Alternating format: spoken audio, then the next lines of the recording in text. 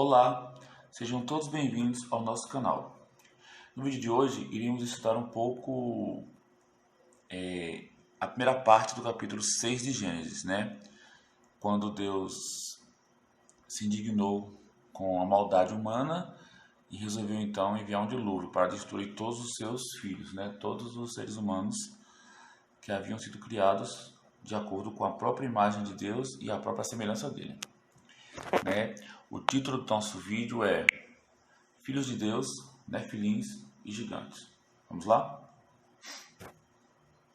Sucedeu que, quando os homens começaram a multiplicar-se na terra e lhes nasceram filhas, os filhos de Deus viram que as filhas dos homens eram bonitas, e dentre todas elas tomaram as que haviam escolhido. Então disse o Senhor: O meu espírito não permanecerá para sempre no homem, pois ele é carne. Os teus dias serão 120 anos. Naqueles dias, os nefilins estavam na terra, e também depois, quando os filhos de Deus possuíram as filhas dos homens, as quais lhe deram filhos. Ponto. Esses nefilins eram os valentes, os homens de renome da antiguidade. Gênesis 6, de 1 a 4. Mas afinal de contas, quem ou que seriam estes nefilins citados no capítulo 6 de Gênesis? E os filhos de Deus? Seriam seres humanos ou seriam anjos, como alguns acreditam? Para entendermos esse texto, precisamos primeiro nos contextualizar.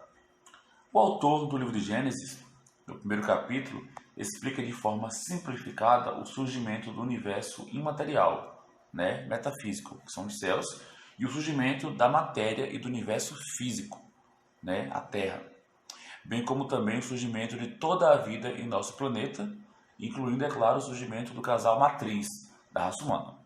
Pois bem, no capítulo 2, o autor, por meio de alegorias, explica que o homem e a mulher são metades de um inteiro, e que ambos, quando saem da infância e passam a se relacionar sexualmente, se tornam uma só carne, momento este que lhes permite cumprir a missão de multiplicar e povoar o mundo. O autor narra o momento que o primeiro casal do mundo realizou seu primeiro ato sexual. Já no versículo final deste mesmo capítulo, o autor retroage no tempo e retrata a inocência e pureza da infância do casal antes de entrar na puberdade.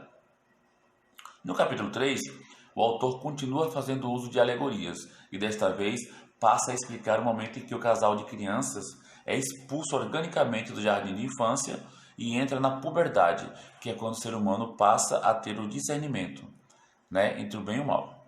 Ele explica que é neste período que a pessoa começa a ter conhecimento de todas as suas necessidades e vontades físicas, ou carnais, mesma coisa, de suas responsabilidades, de suas limitações e de sua condição de ser imortal.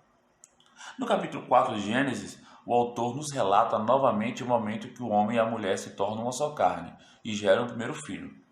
Neste mesmo capítulo, o autor ainda nos mostra na prática o significado de conhecer e decidir entre o bem e o mal. Ele narra a história de Caim, que foi o primeiro homicida e o primeiro mentiroso do mundo.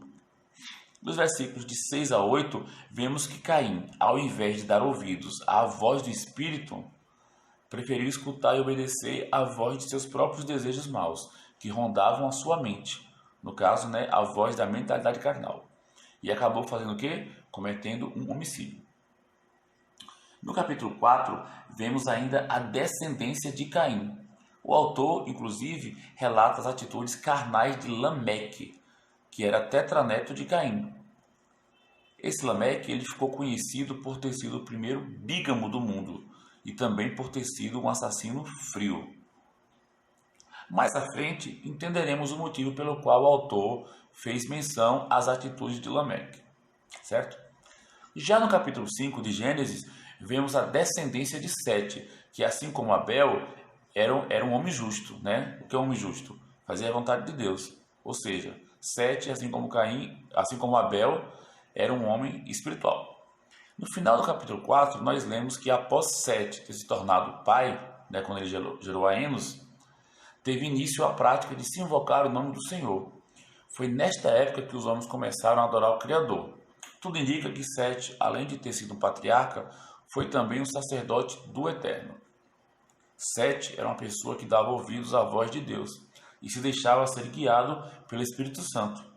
Ele era bem diferente de Caim, que só dava ouvidos às suas próprias vontades carnais. Em 1 João 3,12, o autor afirma que as obras de Caim eram más, enquanto que as obras de Abel eram justas. Conclusão, né? Caim era carnal e Abel espiritual. Agora o capítulo em questão. No capítulo 6 de Gênesis, já se passaram mais de 1500 anos desde o surgimento do homem no planeta. Deus então decide exterminar toda a raça humana, né, os seres que ele tinha criado conforme a sua própria imagem e semelhança. Mas o que será que fez o Criador tomar tal decisão? E quem são esses filhos de Deus? E estes nefilins? Como muitas passagens bíblicas, esta é mais uma que acabou gerando muita polêmica, além de possuir várias interpretações diferentes. Mas, como eu sempre digo, a Bíblia é completa e autossuficiente. Ela sozinha consegue se explicar e dar fim a qualquer polêmica ou dúvida. E como já é de costume nosso, vamos utilizar aqui o método referencista, quer dizer, o método de buscar explicação com referências bíblicas, né? Vamos ver o que os demais textos bíblicos têm a dizer sobre a expressão filhos de Deus? Os filhos de Deus, os filhos do diabo, manifestam-se assim: quem não pratica a justiça não é de Deus, nem quem não ama seu irmão. 1 João 3, 10 e 11. O próprio Espírito testemunha ao nosso Espírito que somos filhos de Deus. Romanos 8, 16. Pois todos sois filhos de Deus, pela fé em Cristo Jesus. Gálatas 3, 26. Mas a todos que o receberam, aos que creem no seu nome, deu-lhes a prerrogativa de se tornarem filhos de Deus. João 1, 12. Pois todos que são guiados pelo Espírito de Deus são filhos de Deus. Romanos 8, 14. No Novo Testamento, é unânime o entendimento de que a expressão filhos de Deus é uma referência a seres humanos. De acordo com Paulo e João, as pessoas que obedecem à voz do Espírito Santo, né, quem possui amor ao próximo e luta contra a própria carne, essas pessoas são o quê? Filhos de Deus. E no Velho Testamento? Será que Moisés e os profetas também tinham este mesmo entendimento? Será que eles também acreditavam que os seres humanos poderiam receber o título de filhos de Deus? Vamos conferir? Eu disse, vós sois deuses, e todos sois filhos do Altíssimo. Salmos 32, versículo 6. Salmo de quem? De Asaf. De acordo com este salmo de Asaf, Deus não apenas chama os seres humanos de filhos do Altíssimo, mas quando se trata de juízes, governantes, o próprio Eterno ainda os chama de quê? Deuses. Compare depois do Salmo 32 com João 10, do 34 ao 36, Jesus explicando esse salmo sobre a quem ele estava se referindo, a seres humanos. Depois vocês comparam lá. Nós vamos ver os profetas. Porque o Senhor disse, criei filhos e os fiz crescer, mas eles se rebelaram contra mim. Isaías 1, 2. Direi ao norte, dá, e ao sul, não retenhas. Trazei meus filhos de longe e minhas filhas das extremidades da terra. Isaías 43, 6. E no lugar onde se dizia a eles, não sois meu povo, se dirá, vós sois filhos do Deus vivo. Oséias 1, 10. Também, de acordo com os profetas Isaías e Oséias, os filhos de Deus são seres humanos. Vamos ver agora Jeremias. Voltai, ó filhos rebeldes, diz o Senhor, pois sou como o vosso mestre. Tomarei um de cada cidade e 2 de cada família, e vos levarei a Sião. Jeremias 3, 14. De fato, o meu povo é insensato, já não me conhece. São filhos tolos. São espertos para fazer o mal, mas não sabem fazer o bem. Jeremias 4, 22. Nos escritos do profeta Jeremias, o próprio Deus denomina os seres humanos corrompidos pelo mal de filhos rebeldes e filhos tolos. Mas continuam sendo filhos, né? Mesmo sendo maus. Apenas recebem o título de rebeldes e tolos. Vale lembrar ainda que em todas essas passagens, os autores estão apenas repetindo afirmações proferidas pelo próprio Deus. E quanto a Moisés, o provável autor de Gênesis? Qual seria o entendimento dele em relação à expressão filhos de Deus? Vejam o que Moisés afirma mais de uma vez no livro de Deuteronômio. Vale lembrar, né, que a autoria do Deuteronômio também é atribuída a quem? A Moisés. Vamos lá? Sois filhos do Senhor, vosso Deus. Não fareis cortes em vós mesmos, nem rapareis o cabelo no alto da testa. Deuteronômio 1:1. Ele é a rocha, suas obras são perfeitas, porque todos os seus caminhos são justos. Deus é fiel, nele não há pecado, ele é justo e reto. O povo corrompeu-se contra ele, não são seus filhos. Este é o pecado deles. É uma geração perversa e depravada. Deuteronômio 32, do 4 ao 5. Abandonaste a rocha que te gerou, e te esqueceste do Deus que te formou. Vendo isso, o Senhor os desprezou, por causa da provocação que seus filhos e filhas lhe fizeram. E disse: esconderei deles o meu rosto, verei qual será o seu fim, porque são uma geração perversa, filhos nos quais não se pode confiar. Deuteronômio 32, 18 a 20. Veja que interessante. O autor de Deuteronômio também afirma que os seres humanos são filhos de Deus e que aqueles que se corrompem com o mal perdem esse status e se tornam filhos nos quais Deus não pode confiar. De acordo com os autores do Novo Testamento, os seres humanos que praticam o bem são filhos de Deus, e de acordo com os autores do Velho Testamento, todos os seres humanos, incluindo os que praticam o mal, são filhos de Deus. Porém, estes são considerados filhos rebeldes. Resumindo, todos os seres humanos são filhos de Deus. Todos nascem sem pecado e sem discernimento. Não entendem o que é o certo e o errado, o bem e o mal. Porém, ao entrar na puberdade, o indivíduo perde o acesso à glória do Criador. Romanos 3, 23, Porque todos foram despidos, da glória de Deus. Perderam a glória de Deus, perderam acesso a ela. Romanos 3, 23. Então, a partir da puberdade, o ser humano ele perde o acesso à glória do Criador e passa a entender as coisas. E é obrigado a escolher um dos dois caminhos, ou a carne ou o espírito. Consequentemente, aquele que escolhe o mal e se corrompe, se torna um filho rebelde e tolo. Já aquele que escolhe o bem, dá ouvidos à voz do Espírito Santo, se torna novamente um filho de Deus legítimo. Em toda a Bíblia, com exceção do livro de Jó, que iremos analisar em um de nossos próximos estudos, a expressão filho de Deus se aplica exclusivamente a seres humanos. No livro de Jó também, porém vamos fazer um estudo exclusivo, separado só sobre Jó, que é um livro um pouco complexo de se entender, certo? Então, em toda a Bíblia, com exceção do livro de Jó, tudo se aplica a seres humanos, inclusive o livro de Jó, mas iremos explicar isso em outra ocasião. E de acordo com o apóstolo Paulo, Deus nunca se referiu aos anjos como se fossem seus filhos. Vejam, pois a qual dos anjos disse alguma vez: tu és meu filho, hoje te gerei? E outra vez: eu lhe serei pai e ele me será filho. Hebreus 1:5. Ou seja, Paulo está dizendo que Deus nunca chamou nenhum anjo de filho. Não são todos eles espíritos ministradores? Hebreus 1:14. Todos os anjos são o quê? Espíritos. E nenhum deles é filho de Deus, nenhum. Deus nunca chamou anjo de filho. Agora, iremos analisar, versículo a versículo, a primeira parte do capítulo 6 de Gênesis. Lembrando que neste capítulo, o autor explica o motivo pelo qual Deus enviou um grande dilúvio para exterminar toda a raça humana. No capítulo 6, vemos que a raça humana se multiplicou muito rapidamente. Porém, à medida que a humanidade foi aumentando, a sua maldade foi aumentando com igual ou maior proporção. Versículo 1. Sucedeu que, quando os homens começaram a multiplicar-se na terra, eles nasceram filhas. Neste versículo, o autor começa explicando o início dos acontecimentos. Simplificando, quando os filhos e filhas de Adão começaram a se relacionar entre si, consequentemente começaram a gerar filhos. E muitas mulheres nasceram. Versículo 2.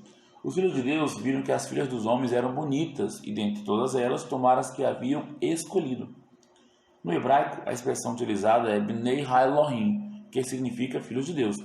Neste texto em particular, o mais provável é que esta expressão esteja fazendo menção aos filhos de Adão do sexo masculino. Já a expressão Bnot Ha-Adam significa literalmente filhas de Adão. E se refere a qualquer mulher gerada por Adão e Eva, qualquer mulher. Todas as mulheres são filhas de Adão. Entende? A hipótese de que estes filhos de Deus seriam anjos que se apaixonaram pelas humanas, ela está descartada. O próprio Jesus afirma em Mateus 22:30 e em Marcos 12:25 que os anjos são seres assexuados, portanto eles não podem se apaixonar ou sentir atração pela beleza feminina. São seres imateriais, metafísicos, espírito, energia. Não tem desejo. Desejo é algo próprio da mentalidade carnal, da carne, da matéria. Entendeu? Então está descartado que são anjos. Lembrando que Deus, o próprio Paulo disse que Deus nunca chamou nenhum anjo de filho dele. Então descarta, pode descartar isso aí. Outra hipótese é que estes filhos de Deus seriam os homens da linhagem piedosa e espiritual de Sete, enquanto que as filhas de Adão seriam as mulheres da amaldiçoada linhagem de Caim. Mas isso também não faz sentido. Primeiro porque todas as mulheres descendiam de Adão, independente de serem da linhagem de Sete ou de Caim. Além disso, Deus afirmara, mais à frente, que a terra inteira estava corrompida. Isso incluía ambas as linhagens, ou seja, toda a raça humana, com exceção apenas de Noé. Toda ela estava corrompida. Vale ressaltar ainda que a linhagem biológica de Caim não era amaldiçoada, mas sim a linhagem espiritual dele. Como assim? Qualquer pessoa que pratica o mal é filho de Caim. Eu posso ser chamado filho de Caim se eu pratico o mal, se eu sou um ser carnal. E se eu sou um ser espiritual, eu posso ser sim, pessoa que não vive para satisfazer o próprio ego, a própria carne, eu posso sim ser considerado um descendente de Sete. Mas é descendência o quê? Espiritual e não biológica. Além do mais, se os Bnei Elohim fossem uma linhagem piedosa e espiritual, não teriam se corrompido e desagradado tanto o Criador a ponto dele querer exterminar todos os seres humanos. Então nem faz sentido dizer que os filhos de Deus são anjos e nem a linhagem piedosa e espiritual de Sete. Não faz sentido nenhuma das duas hipóteses, pode descartar as duas. O que realmente desagradou a Deus foi o fato dos homens começarem a tomar várias mulheres para si, deturpando o propósito original para o qual o sexo havia sido criado. Os homens começaram a seguir o exemplo de Lameque, lembra dele? O tetraneto de Caim, que possuía mais de uma mulher? Então, a bigamia, poligamia. Além disso, os homens começaram a se apegar à beleza física, selecionando para si somente as mulheres que mais lhe agradavam os olhos. O que é isso? Materialismo, só se atrair pela beleza e não pelo caráter. Vale ressaltar que estas coisas não aconteceram no final dos primeiros 1500 anos.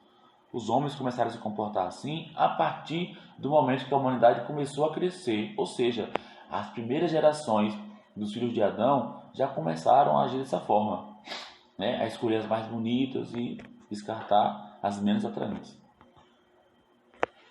O ato de escolher as mais belas, além de ser um comportamento egoísta e materialista, acabava gerando algumas consequências. Quando os homens escolhiam as mais bonitas, geravam um sentimento de vaidade, arrogância e superioridade naquelas que eram escolhidas, e sentimentos de desprezo, tristeza e inferioridade naquelas que eram rejeitadas. Basta vocês lembrarem o quê? Da história de Jacó com Lia e Raquel. Como esse negócio de escolha mais bonita, a favorita, como isso acaba gerando em ambas as mulheres, sentimentos negativos, tanto na que foi escolhida quanto na que foi rejeitada. Simplificando, quando a raça humana começou a se multiplicar, surgiram muitas mulheres, filhas, sobrinhas, netas e bisnetas. A partir daí, os homens começaram a prestar atenção na beleza feminina e acabaram percebendo que havia algumas mulheres mais atraentes e outras menos atraentes. Foi nesta época que os homens começaram a ser seletivos e passaram a escolher somente as que satisfaziam seus olhos. O sexo então foi banalizado e os homens passaram a ter muitas mulheres ao mesmo tempo. Versículo 3. Então disse o Senhor: o meu espírito não permanecerá para sempre do homem, pois ele é carne. Os seus dias serão o quê? 120 anos. Ao ver estas atitudes tomadas por seus filhos, Deus concluiu que a raça humana estava totalmente entregue aos seus desejos e paixões, e decidiu que o ser humano não merecia viver mais do que 120 anos, pois era um ser extremamente carnal, materialista, e não dava ouvidos mais à voz do Criador. Notem que neste versículo, Deus está se referindo somente a seres humanos. Percebam que ele está decepcionado com a humanidade e com a carnalidade das pessoas. não há aqui menção alguma a anjos.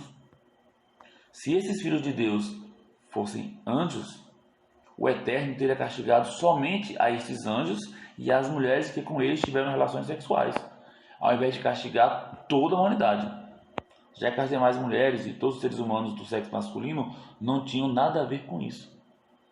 Lembre-se que quando o Eterno resolveu castigar Sodoma e Gomorra pelas suas maldades, o próprio Deus afirmou que não as destruiria se lá existissem pelo menos 10 justos.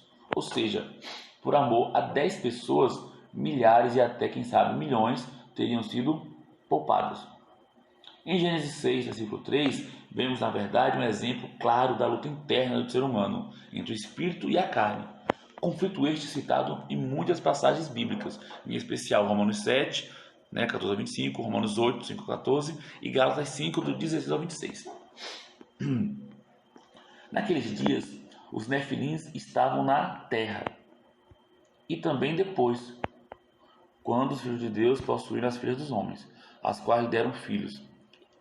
Estes nefilins eram o quê? Os valentes, os homens de renome da antiguidade. Naqueles dias, que dias? Resposta: naqueles dias que o Senhor viu que toda a raça humana estava caída, certo? Corrompida. E determinou que os seres humanos não viveriam mais do que 120 anos, pois tinham se tornado seres totalmente carnais. Percebam que antes das mulheres serem possuídas pelos filhos de Deus, já existiam na terra o quê? Esses nefilins. O texto diz que eles estavam na terra. Somente este versículo é suficiente para derrubar a equivocada teoria de que os nefilins nasceram das relações sexuais entre anjos e humanas. O texto diz claramente que os nefilins já existiam antes disso, da relação entre filhos de Deus e filhas dos homens. E que continuaram existindo depois disso. Quer dizer, já existiam e continuaram existindo. Quer dizer, então, que o fato dos filhos de Deus entrarem nas filhas dos homens não tem nenhuma ligação com a existência dos nefilins. Observem. Em Números 3:33, o autor afirma que os descendentes de Anak procedem dos nefilins.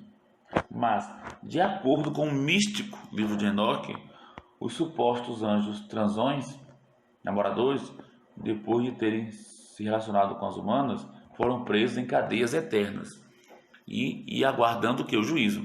Ou seja, não há possibilidade alguma de Anak e seus descendentes possuírem algum laço de parentesco com esses anjos namoradores. Não tem como. E de acordo com a própria Bíblia, com exceção de Noé e mais 7 pessoas, ninguém sobreviveu ao dilúvio. Logo, é impossível também que Anak e seus descendentes tenham algum laço de parentesco com estes nefilins que existiram antes do dilúvio. Os descendentes de Anak eram homens muito altos, maiores que Golias, que tinha quase 2,90 de altura. O mais provável é que os filhos de Anak tenham sido associados aos nefilins por causa da sua crueldade e não por causa de sua altura, já que no capítulo 6 de Gênesis não há referência alguma à altura dos nefilins. Agora, uma coisa interessante.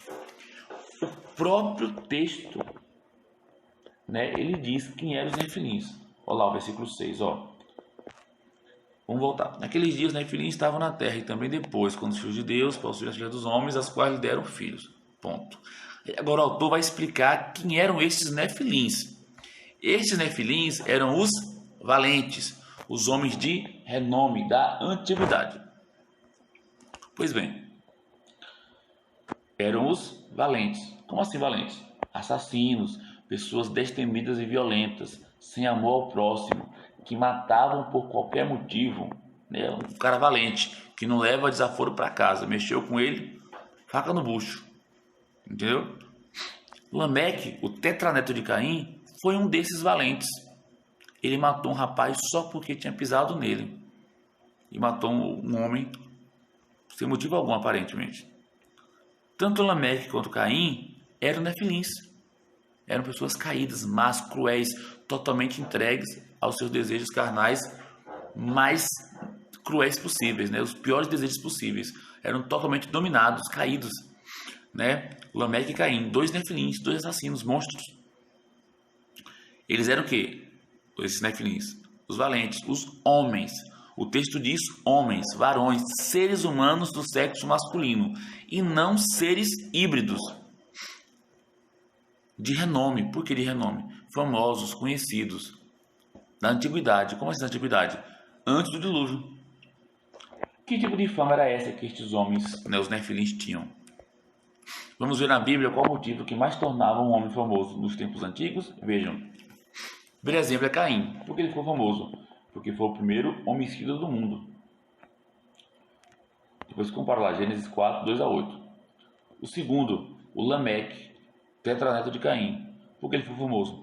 Por ter matado 2 pessoas por motivos banais. Está lá em Gênesis 4, 23. Depois, Nimrod. Por que ele era famoso? Porque ele foi o primeiro assassino pós-diluviano. Vê Gênesis 10, do 8 ao 12.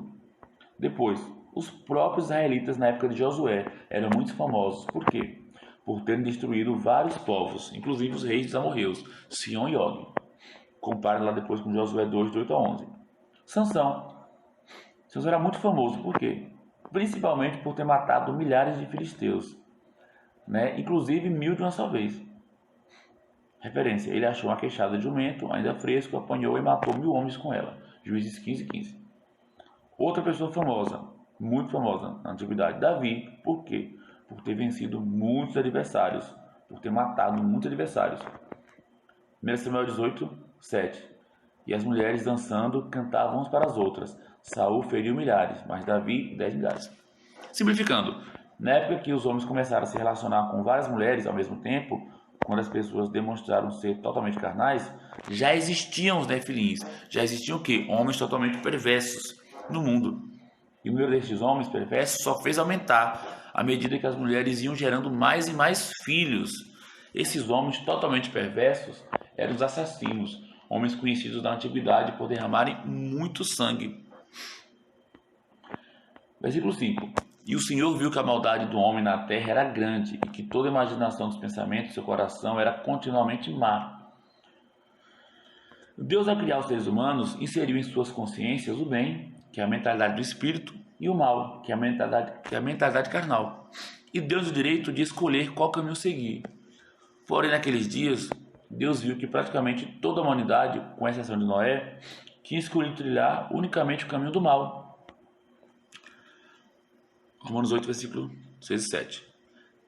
A mentalidade carnal é morte, mas a mentalidade do espírito é vida e paz. A mentalidade da carne é inimiga de Deus, pois não está sujeita à lei de Deus, nem pode estar. Em Gênesis 6, versículo 5, Deus mais uma vez faz referência somente a seres humanos. Ele afirma que a mente humana é continuamente má. Ele não responsabiliza e nem faz menção a anjo algum neste versículo. Simplificando, Deus, ao presenciar tanto derramamento de sangue, concluiu que a maldade dos seres humanos tinha chegado ao limite extremo, total falta de amor, e que não havia mais possibilidade alguma daquelas pessoas mudarem de atitude. Suas mentes estavam totalmente dominadas pelo mal. Posteriormente, inclusive, Deus agiu da mesma forma com quem? Com os habitantes de Sodoma e Gomorra. Versículo 6. Então o Senhor arrependeu-se de haver feito o homem na terra, e isso lhe pesou no coração. Antes de criar o homem, Deus já sabia que a raça humana iria se entregar ao mal, isto é, às suas próprias paixões carnais. Mas mesmo sabendo disso, ele se entristeceu grandemente ao ver na prática toda a maldade que o ser humano era capaz de cometer. Versículo 7. E disse o Senhor: destruirei da face da terra o homem, que criei, tanto o homem como o gado, os animais que rastejam e as aves do céu, pois me arrependo de havê-los feito. Deus então decide exterminar os seres humanos, seus filhos, da face da terra, e consequentemente todos os demais seres vivos, animais e plantas. Percebo que também neste versículo Deus afirma que irá destruir seres humanos. Vejam que não há nenhuma referência a anjos ou a seres espirituais. Voltando a Gênesis 6, versículo 3, vejam que Deus, ao presenciar a carnalidade dos seres humanos, ele apenas determinou que a expectativa de vida deles seria de 120 anos. Somente os homens espirituais viveram mais do que isso, Você vê que no versículo 3, ele não decidiu destruir a raça humana naquele momento. Lembrando que nesta época já existiam nefilins na terra, que eram os caídos, os homens totalmente perversos. Versículo 4. E mesmo assim, Deus ainda permitiu que a humanidade vivesse mais de 1500 anos, só vindo a tomar a decisão de exterminar os humanos quando realmente a maldade tinha chegado ao limite máximo. E praticamente todos os homens tinham se tornado o quê? Assassinos. A maior prova de que os constantes assassinatos cometidos pelas pessoas foram o principal motivo pelo qual Deus destruiu o mundo antigo está em Gênesis 9, do 4 ao 6. Vejam. Mas não comereis a carne com sua vida, isto é, com seu sangue. Certamente cobrarei o vosso sangue, o sangue de vossa vida. Eu cobrarei. Como também do homem, sim, cobrarei da mão de cada um a vida do seu próximo. Quem derramar sangue de homem, terá o seu sangue derramado pelo homem, porque Deus fez o homem à sua imagem. Interessante.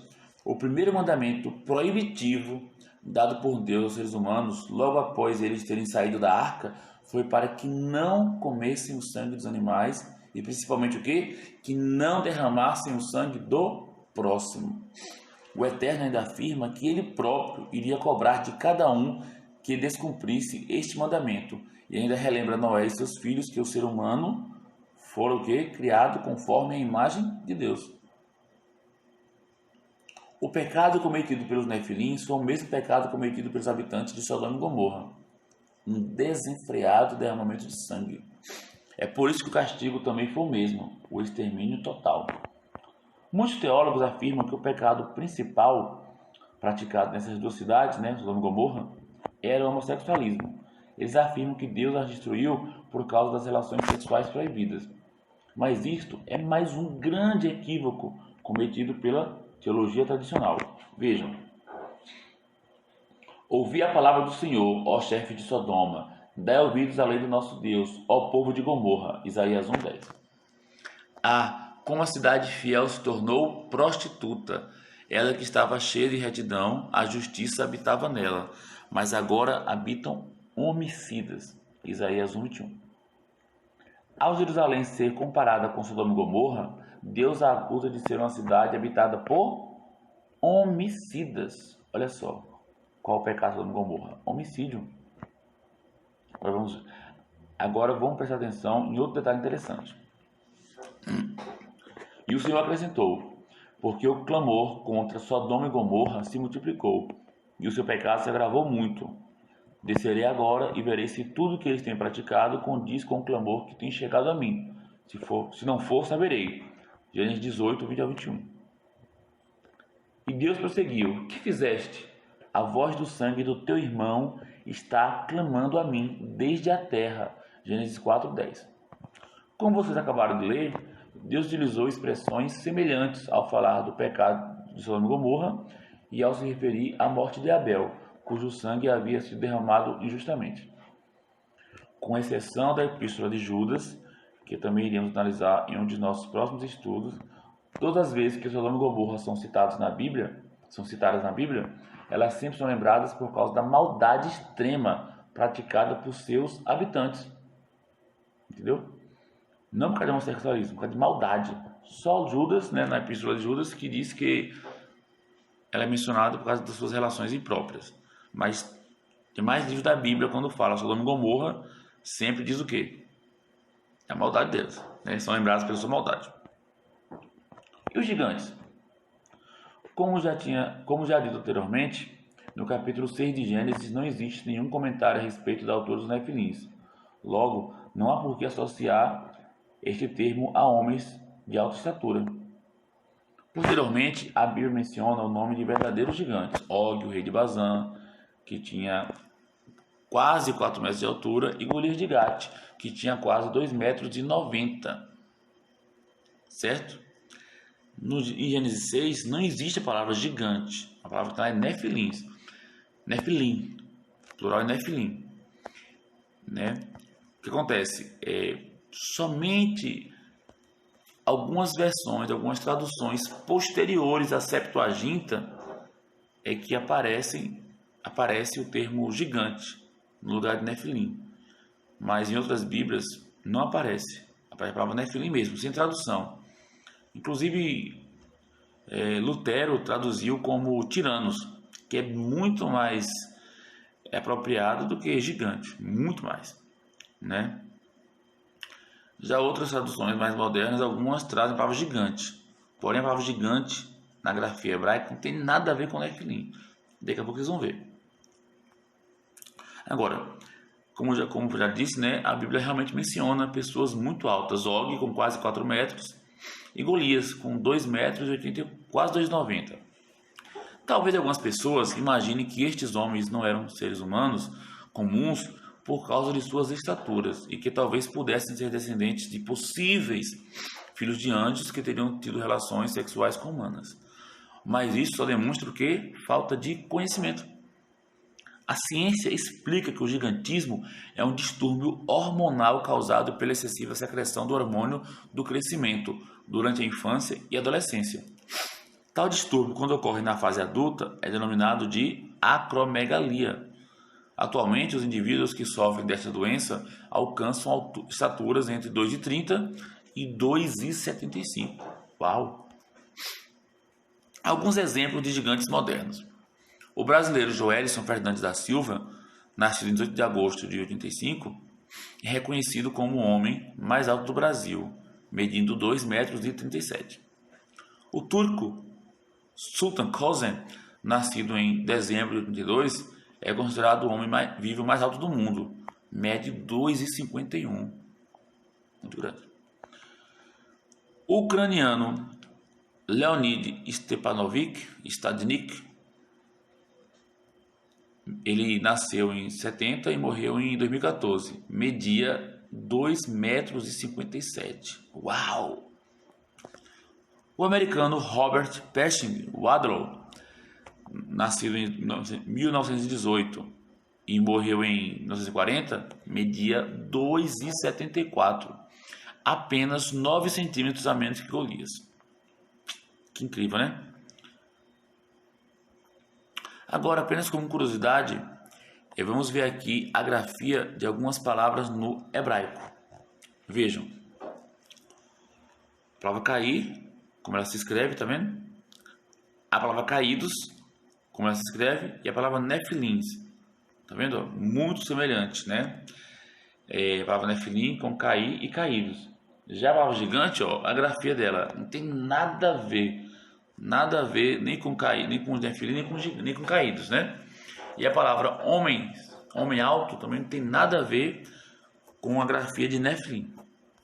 Isso só vem dizer o quê? Que não existe palavra gigante em Gênesis 6, né? Infelizmente, isso é um equívoco da teologia, certo? Inclusive da teologia judaica, né? O livro de Enoque ele foi escrito entre o ano 200 e o ano 150 depois de Cristo, antes de Cristo, né? Período em que o povo judeu, né, estava sob o domínio do Império Grego. Nesta época foi que surgiram as sinagogas, a figura do rabino, né? Surgiram os livros como livros místicos, né, como o livro de Enoque, Ascensão de Moisés, Apocalipse de Adão e Eva, Apocalipse de Abraão, enfim, vários livros que não eram inclusive aceitos pelos saduceus, né, lógico, e por muitos fariseus, né, muitos rabinos não aceitavam esses livros de Enoque. Outros rabinos aceitavam e ensinavam e estudavam eles, né? Mas é tanto que quando foi feita a Bíblia tradicional que nós conhecemos hoje, né, esses livros não foram inclusos, né, no cânone. Eles pegaram o cânone judaico e o cânone nazareno, né, dos discípulos, né? E aí juntaram e não incluíram o livro de Enoque, não incluíram outros livros aí místicos, né? Que hoje na internet está uma febre, ler esses livros e achar que encontraram uma verdade suprema, escondida há muito tempo, enfim. Mas espero que vocês tenham entendido, né? Que filhos de Deus são seres humanos. Nefilim são homens maus, tiranos, cruéis, totalmente entregues aos seus desejos carnais. E gigantes são pessoas de alta estatura, que são gigantes unicamente porque sofreram ou na infância ou adolescência ou na fase adulta, né, uma disfunção hormonal, uma alteração hormonal. Obrigado a todos que ficaram até o final e até o nosso próximo vídeo. Muita sabedoria a todos.